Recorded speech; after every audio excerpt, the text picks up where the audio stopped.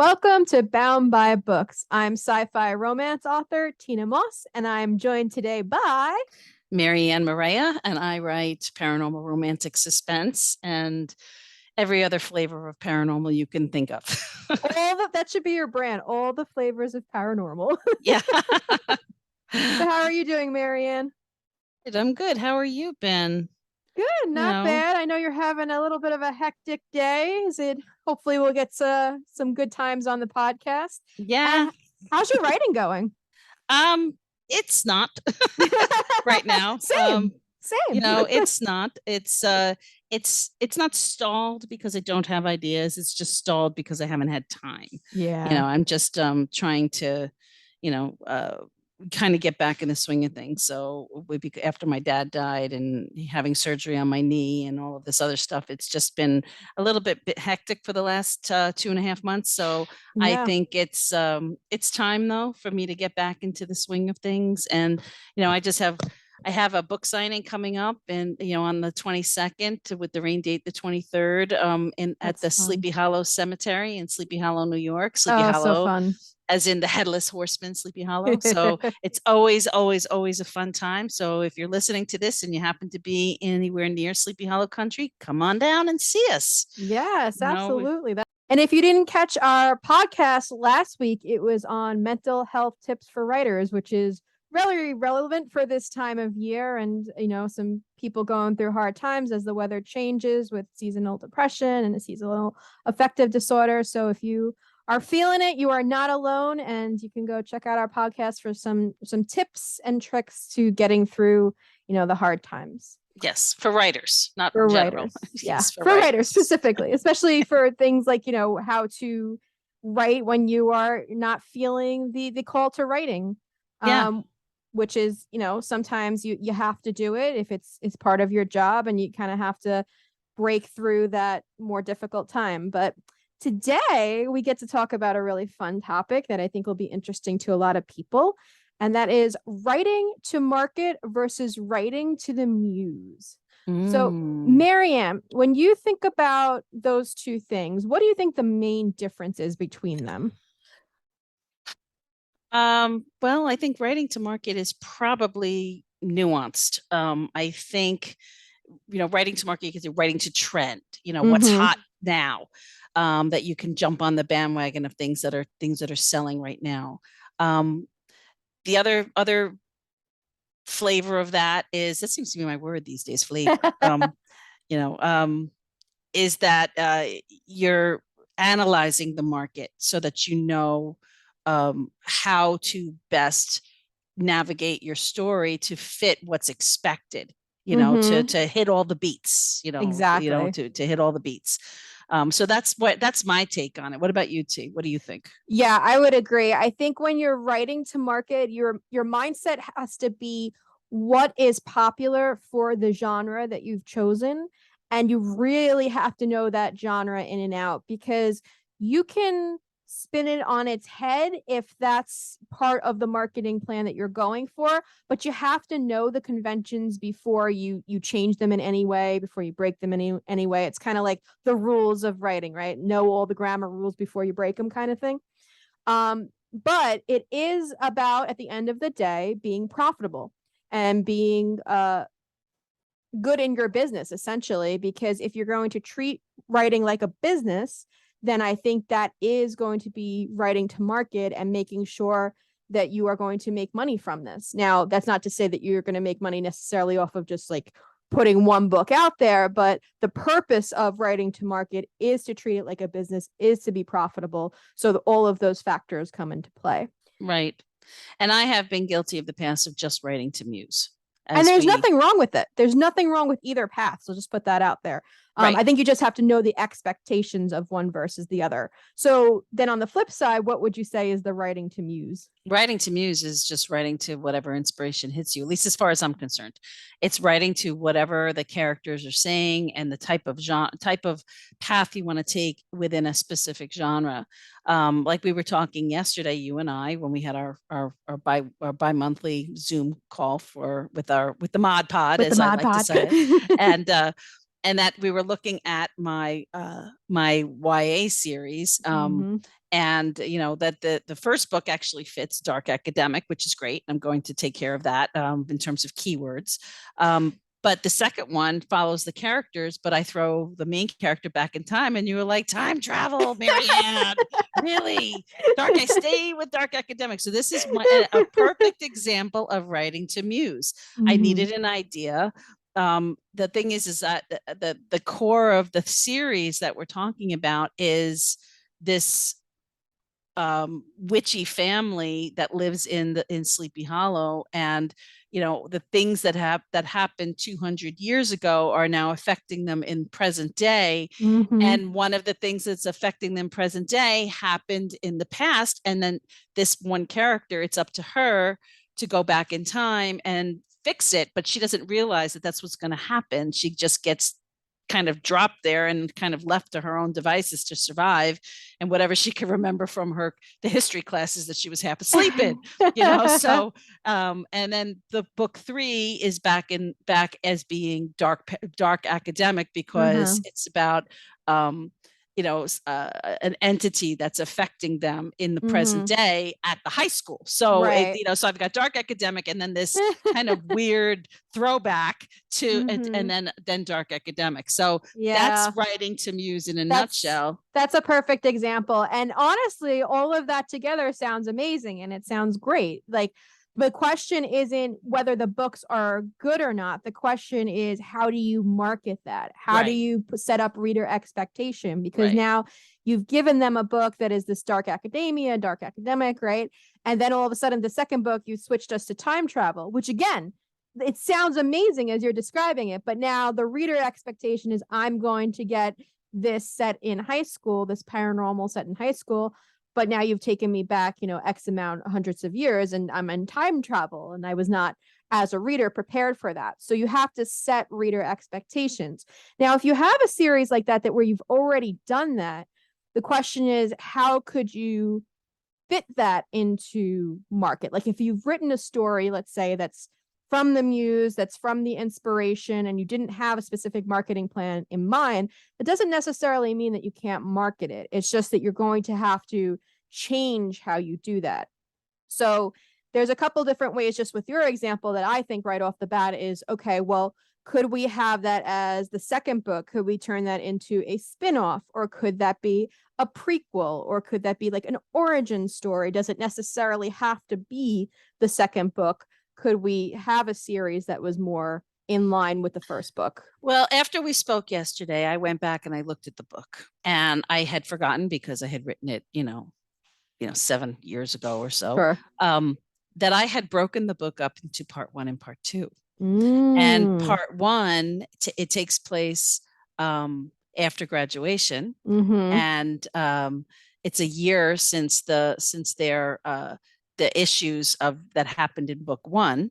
So they're graduating from high school and just on the cusp of going into college, but it's all of the kids from the incident that happened in book 1 are getting together for this summer bash right before they go away. So it's still dark. It's still these same students just partying on a lake, and then the things that happen, and they decide to go whitewater rafting, and my main character's thrown overboard, and when she wakes up on the shore, she's in 1787. Wow. So I think it could, because I did it in part 1 and part 2, it might still carry the flavor. I just have to see if I need to, instill a little bit more academia in there. And I still think that this would be, so let's take a good example using this, right?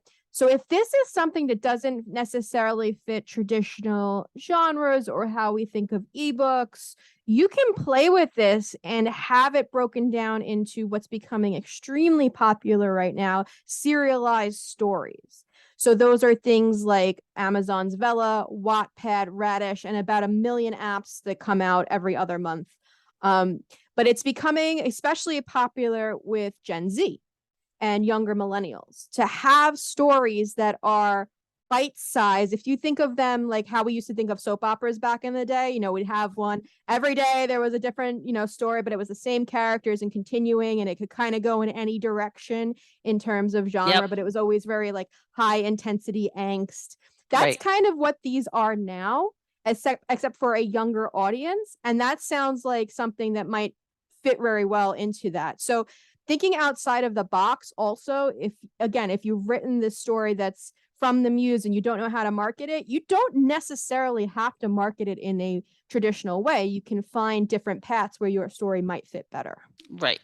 Yeah. So anyway, so this is something to investigate along with everything else that I've got being analyzed and dissected and how to fix, because I just keep writing books. Like I finish one and then I get on to the next one. And then, and I, instead of really thinking about how to really take advantage and market the ones that I have so that, I'm not just writing for the sake of writing, so I'm sure Right. there are other authors out there that are kind of scratching their heads going, okay, I've got this book, I've got 3 of them, and it's, I should be making money. And, before I decide to go on to book 4.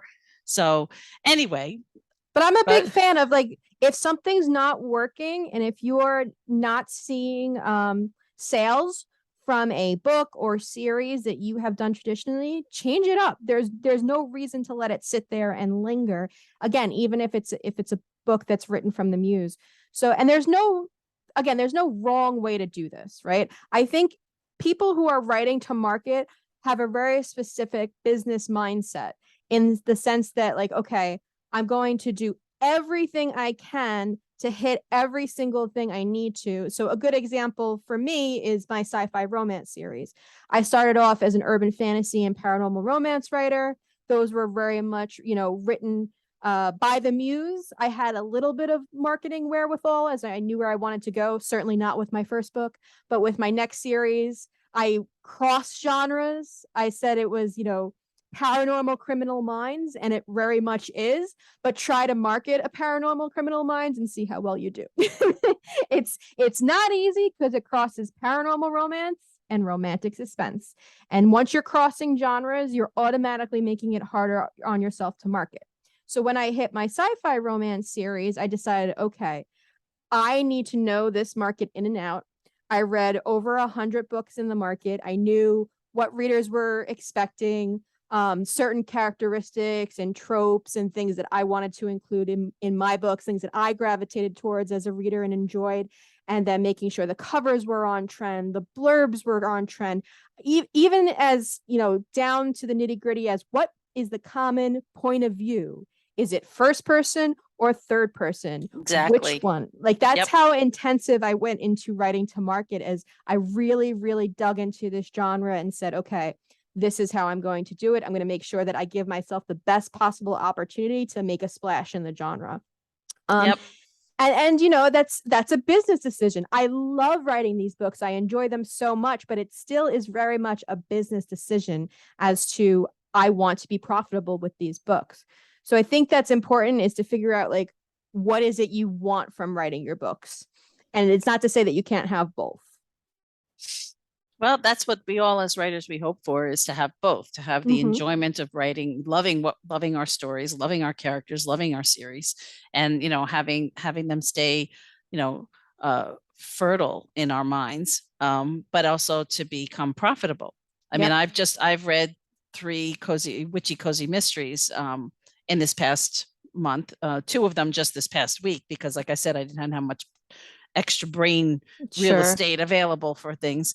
But I'm going to, download a whole bunch more, because I need to deconstruct. And that's a word that should be, everybody who's listening to us should be writing that word down, deconstructing the novels to get every single one of the beats that's Mm-hmm. there. And most of my books are written in third person past, which is the POV that I have chosen.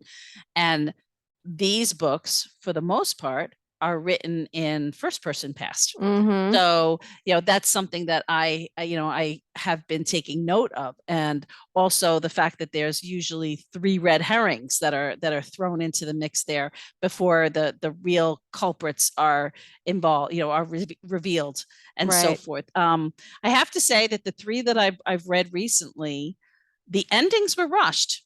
They were Okay. rushed. And, I think it, because it was like the reveal was in the last chapter, and then boom, an And then boom, it epilogue was months resolved. later. It's like, yeah, so I think that is something I need to take into account, is that you have this very long build up of, and keeping your reader guessing, and then all of a sudden it's like, okay, solved, done and dusted.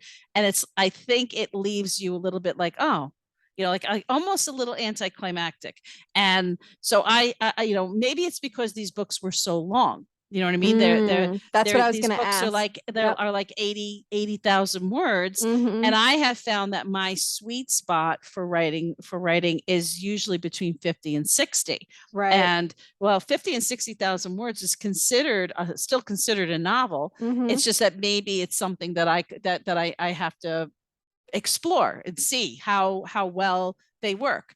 Or I can find some cozy mysteries that fit in that page count, That's such a great analysis, though, to see, like, so my question would be, are books in this genre mostly in the 80,000 range? So, for example, in sci-fi romance, it runs the gamut, but the more popular ones, I would say, are right in the 50 to 60,000 range, right? Right. But when I was first starting, who I consider one of the top authors in the genre, told me that she was going to start writing even shorter than that, probably around 50, and concentrate on putting more books out rather than the longer, because she found that the trend was to write shorter. So when I put these out, I did them all between 43 and just under 50,000, just a little bit shorter than the average range, because readers are reading them so quickly and consuming them so quickly. And these are readers that will read, like, a book or two a day, forget about a week. Right. So that's something I would consider too for your genre. It's like, what is the expectation of your reader? If every book in the genre, or at least the ones that are selling really well, are 80,000 words and have the reveal in the end, then that this is something that's a reader expectation. Right. So I haven't, like I said, I've just started to dip my toe into reading the genre to be able to kind of deconstruct and making notes and so forth. And I'm reading them for enjoyment. I am, because they're fun. I just have to I have to see if my storylines that I have built up, because it's the other thing that I've noticed is that these books kind of follow the same character or characters, whether it's in from book to book, and it's whether it's a small town or it's a just a big. It doesn't matter where the location is; it's the same group of characters. Okay. The one thing that I had put to somebody at one point, who was an author who does this kind of paranormal cozy mystery, is, if you have one character that you're kind of following, but there are other kind of quote unquote main characters that are, that have secondary roles, because you're writing in first person, but they're still pertinent to the story because they're that important to the plot line, and they do things together and they help the main character sleuth or what have you. Have you ever switched over to another main character? And actually, one of the writers who, was one of the books that I've just read, said, I was actually thinking about that, but I haven't seen it done. So okay. That's something that fits in the writing to market, is even though if the Muse is saying, hey, this is a possibility, if it's not something that's been done, until you have, at least in my personal opinion, until you have a strong enough following that will kind of roll with you as you're kind of changing things up, don't rock the boat too soon. Right. You might have to put out, 5, 6, 8 books, 10 books before you could say, okay, this is, character number 2 is going to have her time in the driver's seat, so to speak. Right. And you can always do, my brain automatically goes, okay, so you got the first series with the same characters and it's doing really well, and you're getting around to book 5, right? And you have enough follow through from book 1 to all the way to book 5 that readers are just loving this series. Then my mind goes spin-off. So I could have a spin-off with one of the other main characters in that person's point of view and essentially start a whole new series with this other character now. So that's another good way to think about, like, again, when I started the sci-fi series, I automatically built in the idea that I was going to have at minimum 2 spin-off series that the reader could pick up at any point. So even if they hadn't read the original series, they could Right. pick up these series and easily keep going. So that's another thing that you can think about building in. And if the series isn't popular, then you scrap and start anew, because Right. there's no point in doing a spin-off to a series that isn't getting traction. Terrific. Yes. But Terrific. that's a business Yep. decision. That's a business Yes. decision. If Right. this is purely for the muse and for your enjoyment of writing, and your muse says, hey, let's go in this direction, then go for it. And there's a chance that, you could hit with that, but understand that you are Yep. taking a gamble at that point, and it's not a measured business decision at that point. Yep. I agree. I Yeah. totally agree. But that's exciting. Is that the direction that you're gonna kind of go in right now, is paranormal cozy mystery? I think, and it was a Fun. earmarked for 2023. So Mhm. this is why this is kind of like homework now, doing Yep. doing this deconstruction. And the other thing was the vampire mafia one, That's so have fun. have that be a spin-off of my main of my main series, and the erotic romance one, the Red Veil Diaries, so there'll be Yeah. the main series and then two spin-offs from that. So, and the thing is to start getting traction again, because it happens. You Mhm. have a roller coaster. Writing is not it's not linear in the sense No. that you have this upward trajectory and then it kind of flattens out, and then no, it's more of a roller coaster. You have spikes and you have dips, and the dips can be devastatingly low Mhm. and the highs can be devastatingly high. So Yeah.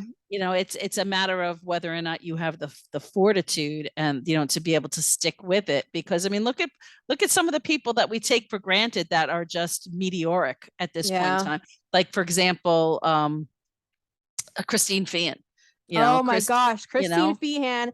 I could we got to get off on a tangent for this one for a minute, because if you want to talk about like writing as a business strategy, she's give a master class. She yes, hit a formula with her readers that they love, and I don't mean this in a bad way, but she regurgitated that formula for the next 50 books. yep. And you know what? Good for People her. love it. And I read her entire Carpathian series because I just absolutely loved it.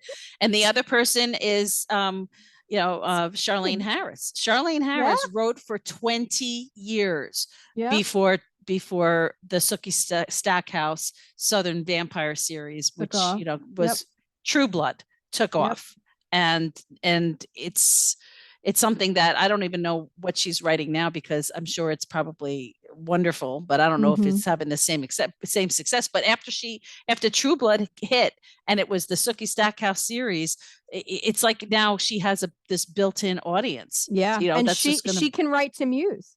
She can yes, absolutely just, kind of write whatever she wants at this point, because she's had a super successful series that will probably sustain her throughout her life. And she doesn't really have to worry about writing to market. Where on the flip side of that, Christine Feehan has had an extremely successful series as well. yep. But because she's hit this formula that she knows works so well for her readers, she just does it over and over and over again. And I Right. give I give a lot of credit for that. And that's like Nora Roberts too. Same Nora formula. Roberts. Yep. Yep. Mm-hmm. The other, Absolutely. like we just I just had the interview 2 weeks ago, which if you haven't caught it yet, it was the interview with special guest author Sherilyn Kenyon McQueen. Yep. And some of you may know her as Sherilyn Kenyon, but You she want to had talk about highs and lows? yes. That's Yes, a great absolutely. example. Riding high. I think she hit the New York Times #1 bestseller over and over again Yeah. with her Dark Hunter series, but she was also Kinley McGregor. And Mm-hmm. but you want to talk about having the rug pulled out from under you, Yep. where all of a sudden you go MIA for 4 years and you don't put Mm-hmm. anything out because you can't, because of just horrible circumstances going on in your personal life that have now bled over into your professional life, and now having to change and rebrand yourself so that you can still have that same readership carry you into the next phase. Right. And unfortunately, as much as the last name Kenyon kind of is like tastes like ash, or It's vinegar one that in she's her known mouth. for. It Mm-hmm. is, and unfortunately, she's got to keep it, because her publishing, this is a trad published author who she can't get away from that. But She Yeah. can rebrand herself with the indie because Sherry is a hybrid Sherilyn. That's a really So, good point too about thinking about your author career, specifically for women or female presenting people, who are typically more likely to change their name in marriage. Picking out your name, your pen name. If you hit with your pen name, that name is going to stay with you forever. So really yep. consider, the name that you want. I decided to go with my maiden name, which for me actually has a lot of traumatic experiences attached to it. However, the reason I did it was because I wanted to take control of that name and make it something that was really positive for me, and also to distinguish a little bit between my online business life versus my personal life. But it was a very conscious decision of which name am I going to be known as in my author life. So I think that's very much part of like market versus muse too, because your muse may be saying like, this is the name I really want, and this is the name that's kind of a part of me the most. But from a business decision, remember that's also going to be a very Right. public name. Right. Which So is which is another thing where when young authors, and I don't mean a young chronologically, I'm talking about in your career, that mhm, you may say, well, I'm just going to publish under my own name because it's me. And mhm, and that is something that where if it's you can do it if you want to. I did. Marianne Maria is my real name. And, mhm. when I first published my book back in 20, blah, blah, blah, blah, blah, I, I was very arrogant in that, well, you know, win or lose, success or fail. It's my work. It's my books. It's my baby, my blood, sweat, and tears that I spent creating this. And I want credit for it one way or the other. Well, a decade later, in hindsight being 2020, it's like, okay, sweetie, grabbing my younger self's face and going, please think about this. Please think this through. Let's not put the cart before the horse. You do the success first before you can be the diva. And anyway, so of course now I have MA Maria for Mm-hmm. the YA stuff we were just talking about, and I have Marianne Danbury for my Mm-hmm. my paranormal women's fiction and my cozy the up and coming cozy mysteries. But it's like the more pen names you have, the more Work. stress you have, the more work you have to get them done. So A lot. Tina is absolutely right. Think very, very carefully about where you want to be and how you want to write, whether it's to market or to muse or a combination of the two, and the name you're going to attach to that. Absolutely. So And there's also the, outside real world, outside of the book world to think about as well, because I know a lot of people, a lot of authors, probably your most loved authors, will have pen names to write erotica or erotic romance. Or on the flip side of that, they'll have, a pen name to write YA if they're known more as a steamy romance right, author. right, So protecting your branding is also part of writing to market and considering those questions. And I right. think again, it's perfectly okay. I'm a very business minded person, so I talk a lot about writing to market. But if you want to be an author for the sheer joy of putting out a book, right? And this is not about sales for you. This is not about if you're going to get the movie deal or the audiobook or whatever, right? This is pure joy for you. Write to Muse and don't worry about a damn thing. Like none of that should really impact what you Right. do if you are just saying, I just want to put this out for me, and if readers gravitate towards it, great, and if they don't, that's okay too. This is purely for me. I think we get into this mindset of like everything has to be a business, and we ended up, especially during the pandemic, making our hobbies into businesses because we were home more and we had more time, and we're like, well, we might as well make some money off of this, right? I think a lot of people did that. But things are allowed to just be hobbies. We are allowed to just be creatives if you don't want to take this into a business perspective, and that's perfectly valid and fine too. So Yeah, yeah, it is. But I think most of us deep down when we create something like this, we want people to love it because we love it so much. Mm-hmm. I don't know an author who has, I mean, we have books we love, although Sherilyn, when I interviewed her, was when I asked her, which is your favorite book, which is your favorite series? And she's just like, I don't have one. I was like, and I'm sitting there going, wait till we finish recording. It's going to be liar, liar, pants on fire. So, and, but, the, we Mine all, is always the one I'm writing. Do you find that? Like, I always find the one that I'm in, I have this love-hate relationship where I'm like, this is the greatest book ever. I love this one so much. And then later on, I'm like, oh my God, that's terrible. Why did I write that? well, I think it's, there's parts of me that are just like, if I have to write another shifter book, I think I'm going to scream. Um, there's parts of me that are just like, oh my God, I'm so tired of writing sex. Um, but then there's parts of me that are like, oh, this would be a great idea for that series. It's like, Mm-hmm. so it's like, I don't know whether it makes me psychotic or just fickle or just that I have just too many voices in my head or what have you. But you're right, I do. I mean, there's some books that I am prouder of Mm-hmm. than others, Mm-hmm. like we were, the YA story series that the legend series that we were just talking about before. I am super, super proud of that series, super That's proud of it. I awesome. wish it had taken off, as because everybody that reads that series falls in Mm-hmm. love with it. It's just a Mm. matter of trying to get people to actually pick it up and Yeah. through the maze of all the other books that are out there, See, you now know. I'm more gonna push you to do serialized stories for that. I think So that's the way to go. yeah. And then there are other ones that I love, and ones that I'm just like, meh, So I just, because it fit what I was thinking at the time. Right.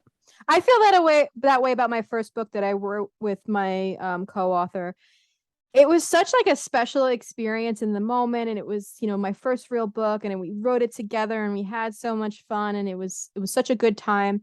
But like I'm such a better writer now and know so much more now that I look back on that book, I'm like, oh boy, a lot of that was cringy.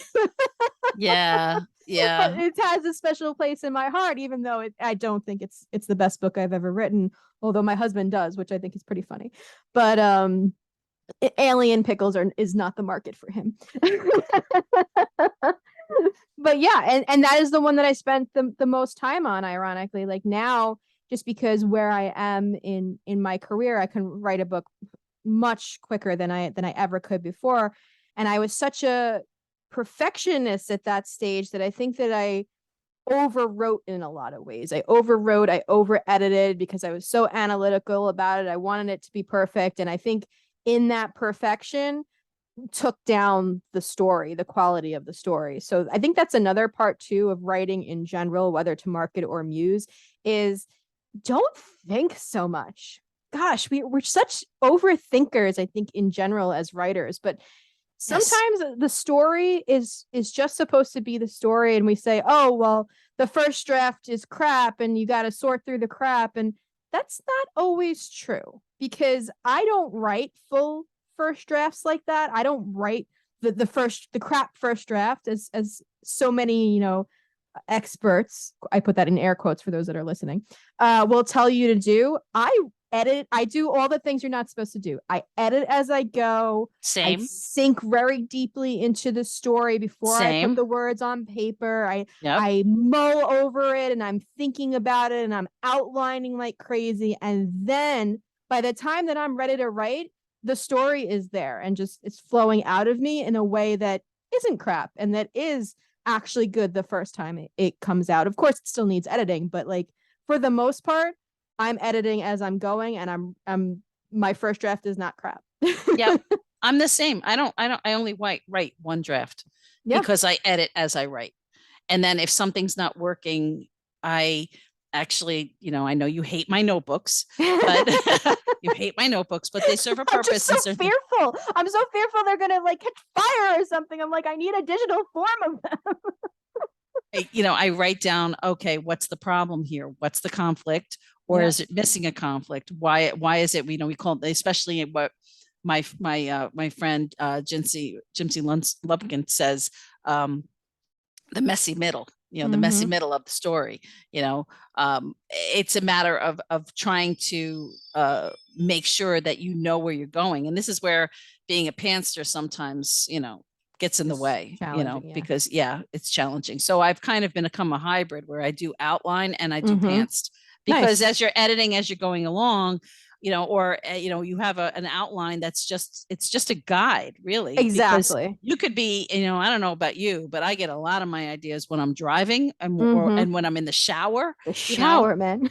showers. I don't know what it is about It's like the the water and sound the of the thing. water, just Yeah. kind of, you're muffled. You're like you're in like an echo chamber, because there's nobody in there but you, and it's the sound of the water. Because the sound of rushing water is actually a way that you can go into a A trance-like meditative state, state. yeah, Yeah, yeah. meditative state, and That it's the is same very thing. Muse. That is very Yes, Muse that is like. very Muse. Yes, and the same thing. Like if it's the rumble of the car, and just Yep. that type of a thing. So hopefully you're not off in some kind of fantasy when you're behind the wheel. You But don't I want to do do think, that. especially if So it's somewhere like you're very used to going, you're very used to driving to, you can get into that kind of like, I've done it a million times where I've been driving and I'm like, oh, I'm here already. How'd that happen? Because you right, kind of go into autopilot. right. But yeah, I'm the same way. Like when I wrote Code Black, I went through 17 drafts. When I wrote Red Alert, I think it was 13 drafts. Like it was insane. Like my process now, I am so much prouder of, even if the book doesn't come out as, if people don't think it's as clean as it needs to be, I'm still standing by this process, because that process meant that I put out a book every 5 years. Like it was so intensive and so, Yeah. in my opinion, unnecessary, to the point where like I inhibited my own writing. And that's, again, whether you're writing news or market, that is not something I would recommend doing. No, I mean, and you also have to remember, take into consideration whether it's Muse or market timing. I made Yeah. the, what you decide you're going to do and what you're going to promise people, Mm-hmm. and make commitments to, that you actually, you can't be a flake. You can't Right. be a flake, and sometimes life gets in the way, and and whatnot, but it can't happen too often. If you're going Sure. to make a commitment and put up a pre-order, you're going to make a commitment and have a book that has to go into an anthology, or it's part of a group project where, like if I write for the Robin Peterman's Magic and Mayhem series, Mm-hmm. that book, that cover has to be, like I always have the one, I'm always in the blast off or the incarnation that is in June. Mm-hmm. That cover Has has to to be be done ready. by May 1st. Right. They have to have it, because they start marketing, and that book has to be done and Done. edited and so forth to them Yeah. by, like the May 18th or something like that, because it releases around June 22nd or so. It Right. depends. I mean, obviously, but at the same time, you can't just say, oh yeah, I'm going to do this, and And then yeah. just And then say, not do it. if the book is due May 20th, say for argument's sake, call, message Robin and say, on the 18th, and say, oh, I'm sorry, I wasn't able to get to it, because that's not fair. It's very unprofessional, you Right. know. So I mean, obviously there are certain things you can't get away from, Yeah. like Same if thing I with anthologies too. And I had that happen to me pretty recently where um it was fine because we were so ahead, our deadline was so ahead of when it was going to come out, but I knew that I wasn't going to make the deadline, and I had to go, and it was horrible. Like the coordinator was very understanding. I had extenuating circumstances, there were reasons, but it was right, still like, it was hard to say like, right. I'm gonna miss this deadline, and can you give me more time? And it all worked out fine, but like having to do that is very difficult, and if you can avoid it, obviously you want to.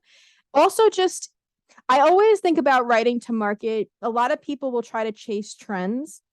It's not writing to trend. I want to be very careful with that. Writing to No. market is not writing to trend, because trend is different in the sense that what's hot one week is not necessarily going to be hot the next week.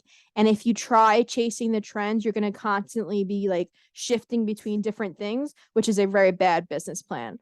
Writing to market is more about finding the thing that you enjoy. For example, with Yep. sci-fi romance, I enjoy sci-fi romance very much. it is not a trending genre. It was a couple years ago, in like maybe 2 years ago, right at the start of the pandemic. It started to trend and then it drift off, but it has a very loyal audience. And I think Right. finding your audience within your market is way more valuable than trying to chase the latest trend. Right. Right. So, for example, too, with paranormal cozy mystery, I would say 4 to 5 years ago, that was the, like, when that first came out, that was the biggest thing that had hit the market for a while, right? Right. And I would say that's kind of petered off, but again, has a very loyal audience of readers who are constantly looking for like the next series in that genre. Well, we'll see. We'll see if Yeah. it works. I'm gonna invest 4 books and we'll see if it works. If it doesn't, Mhm. if it doesn't work, then I'm gonna, those 4 books will just, ride off into the sunset and say I tried it, and and I'll decide what's next for me. Right. It's a matter of keeping myself fresh in my own head. The Yeah. last thing I want to do is get so mired down in something I don't enjoy writing anymore. Absolutely. And that's a really good point too, because you said I'm going to give this 4 books. I knew when diving into sci-fi romance, I was going to give this 3 years. So I have 3 years essentially for any of the books or any of the series that I write to take off, because I knew that's the amount of time that I wanted to dedicate. And if they did, and I was still enjoying writing them, then I would keep writing. And if not, then I would move on to the next thing. So that's a good point too, in terms of writing to market. Figure out where your line in the sand is and Mm-hmm. to how much you want to give attention to it before you move on to the next thing. Yeah, because writing to market also the another either wrinkle or nuance, however you want to put it, is also determining whether you're going, how quickly are you planning on releasing books. Are you going to jump on the rapid release bandwagon, or are you going to spread that out a little bit more? Because don't burnout is a very, very real thing. Oh, It yeah. really Raise is. his Yes, me too. Raise the hand. Especially if you are members of the Hostage Deadline Club, like Oh, God. Tina and I. We are So bad. actually the I want to say the queens Oh, of gosh. hostage deadlines. Yes, we are. So and then we do it to ourselves. Nobody Oh, else's fault. 100%. We totally do it to ourselves. And 100%. it's like that old saying that creativity is 1% inspiration and 99% perspiration. Procrastination. Well, it is. It's procrastination and perspiration, because you get the perspiration because you procrastinated for so long, and now it's like, oh my God, this is due in 3 weeks. I have to write 20,000 words in 3 weeks. Crap. Yeah. So, yeah. I mean, I did that just this past summer. I do it every time. I do. Every time. I have not been able to break. I went from literally like, 5 years to write a book to I need exactly 2.5 weeks to write this book. Well, I haven't done it in 2.5 weeks. My mind. My personal best is 3 weeks for an 80,000 word book. Well, and that's impressive. My books are not that long, so. Well, that was Time Turner. And the story behind it, which is book 2 in that YA series. Mm-hmm. And the story behind it is that I had a deadline of needing to release it by, I believe it was November 15th at the time I was releasing the book. And my birthday is October 23rd. And that year I was turning 50. Mm-hmm. And my husband threw a surprise birthday party for me on October 17th. And at that time, I had only 20,000 words written in this book. That's it. 20,000 words. And it was like a first draft type of written. Right. And he surprised me with a trip to Italy for us. Oh, God. And I had to leave on November 8th. And I thought to myself, how the hell am I going to finish this? So I had from October 17th to November 8th to be able to finish this book. And so when I sent it to my editor, because it was November 7th at like 3:00 in the morning or whatever it was, I sent it to my editor and I said, don't ask me what I wrote. Don't ask me what the story is, because I have no idea. So anyway. Too, though, is even though I'm very much right to market, it's kind of Muse-like in that I get super immersed into writing and into that world that I don't want to write for an hour a day and move on. Like, I want to have 6 hours where I'm just going gung-ho on it. Like, I don't know, there's something about the immersive nature of that really works for me. And I don't get 6 hours in a day to do that unless I'm on deadline and I Right. have told everyone in my life, do not call, do not bother me. I will not pick up the phone. I'm going in the cave. Yeah.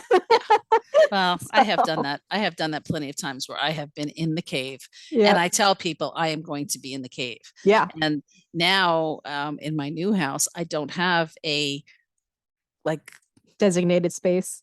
well, no, I have a designated space. It's just it has no doors. Oh I am, no. it has no doors and it's very open. So I hear everything. I see everything. People walk right past, the dog goes right past, the doorbell rings or something like that. I can't close my doors like I Mm-hmm. used to, which is fine. I mean, I can do that, but that's the best part about being a writer because you can pick up and go anywhere, Yeah. you I will know? say that one of the stories I always like that Stephen King told was when he finally had made it as a writer and was making some money from his books, he bought this big antique desk and he put it in his office, right? And he's like, "Oh, I'm finally going to have like a real writer's desk." And he essentially never wrote at it because he was so used to being in the middle of things, in the middle of the action and hearing all of the activity around him and had gotten used to that as a writer that when he finally found the official desk and the quiet space, he couldn't write. So he went back Yeah. to writing in the living room, which I Yeah. thought was great. Yeah. It's So like because I writing at the have a very similar experience where I finally got my library ladder and my beautiful bookcase and my beautiful desk. And don't get me wrong, I do enjoy my time here, but when it comes to writing, I'm usually down in the living room, just in the middle of things. So Yeah. I don't care if there's noise around. I don't care if mm-hmm. people are kind of, like if somebody's cooking in the kitchen or, somebody's watching TV in the kitchen or whatever. The things that bother me the most is if somebody's trying to have a conversation with me when I'm Oh when yeah. I'm writing, Nope. or if Bad somebody up. is talking super super super loud. Yeah. It's like all right, you've pierced the bubble. Right. You're piercing the bubble and I can't have that. So I had it one time. I was in my office, even this is in my old house where I actually did have doors to close. And I ended up having to unplug my laptop and go upstairs to my bedroom because and I love my mother-in-law to death, but she was in the kitchen, which was literally on the other side of the house. And I could still And hear she her was in the house, even with the doors closed. like, Bang, pots and pans banging, her talking, telling a story, and the that's television so on. And I funny. was just like, okay, no, no, no, no. I need quiet here. Aw. So Well, that's just it. Whether it's market or muse, you need the things you need and getting to know yourself and your process and the things you want out of your writing life is what's most important. absolutely. So I think that's a good spot to give it a roundup and to say goodbye. So thank you so much for joining us today. Thank you, Marianne, for chatting with me. And always a make sure pleasure. to like, subscribe, comment, do all the things on all the platforms so that we can continue putting out these podcasts for you. Join us again next week in another episode of Bound by Books. Bye-bye. Bye. Wait! Before you go, don't forget to like, comment, and subscribe, and check us out on our website, boundbybookspodcast.com.